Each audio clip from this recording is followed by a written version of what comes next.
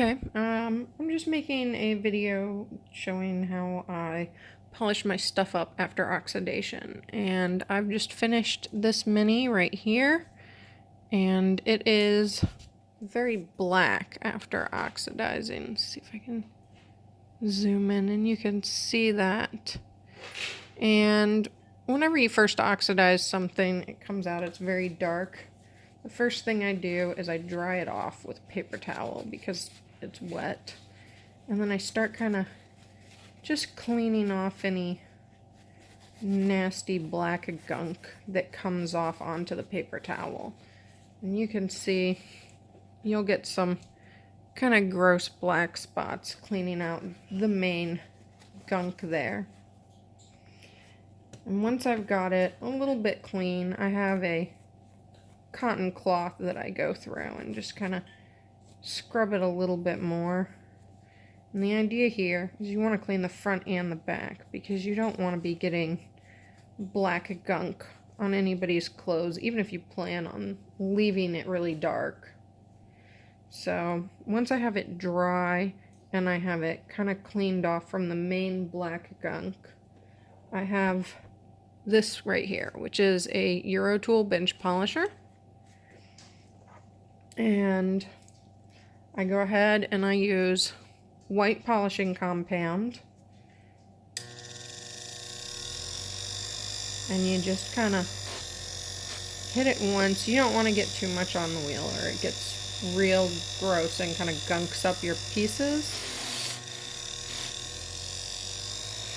And you'll notice that I'm doing this on top of a large mouse pad. And that's because this guy, you either want to kind of screw it down to your bench or have it somewhere where it's not going to move around because it spins pretty fast. And if I put it just on the wood of the table, it wiggles a lot. And that's no good when you're trying to polish things. So I'm just kind of going around the edges here and polishing up the piece. Hitting all the little parts that I want to bring the highlights out. And then I actually like to take it over to another polishing wheel that does not have any compound on it. And just kind of hit it and clean all that gunk off of it. When I work with the silver with my uncle, when he's done polishing, he always runs it through an ultrasonic cleaner. But unfortunately, you can't really do that with these guys or you're going to take all the oxidation off. So every now and then I just go ahead and kind of clean it, see if I'm at the level of polish that I'm happy with or if I want to bring it up a little bit more. And with the wire wrapping, sometimes these polishing wheels have a tendency to get little fluffs stuck in there. So I'll take a toothbrush and kind of go in and clean those out. And you can already see if I kind of zoom in on this guy in the light over here, you can already see it picking up the shine and losing some of that black. You can also see some of the fuzz it's picked up here. And I'm gonna go back in. See if I can bring the light a little closer. I'm going to go back in because right in here, this recessed part isn't really getting polished up good enough. I'm going to hit it one more time with the wheel. And then if I'm not able to hit something with the wheel and bring it to the level that I want, instead I go in with a polishing cloth and I do it by hand.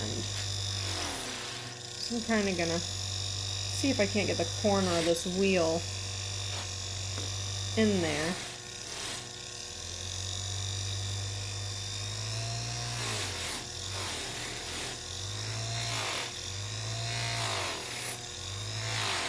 And sometimes just kind of angling it along the edges and stuff will let you hit the pieces that you want to hit.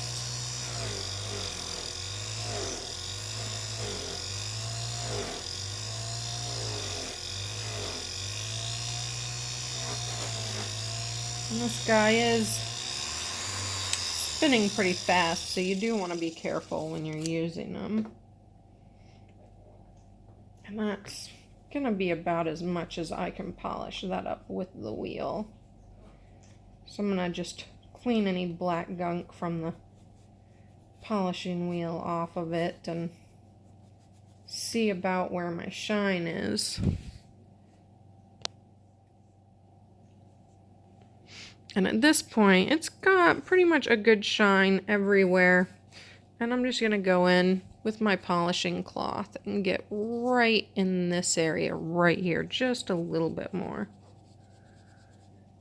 And these are just the little square polishing cloths. I send them out with all my pendants, and I use the same ones for any polishing cloth needs that I have, because if it doesn't work for me, I'm not gonna send it off to anybody else.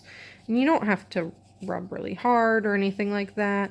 Just a kind of a good little bit of pressure, good rub, and it's gonna bring that shine out on there. So now I clean the backs usually as well as the fronts, because that back is gonna sit up against shirts, and if somebody's wearing a white shirt or something, you definitely don't want it to get dirty. So you can see where that polish comes up, and it just really highlights the depth of the weave a little bit more, gives it a shine, lets you see in here in the darker areas. And I apologize for the really bad lighting in my house, but that is the process that I use for my pendants.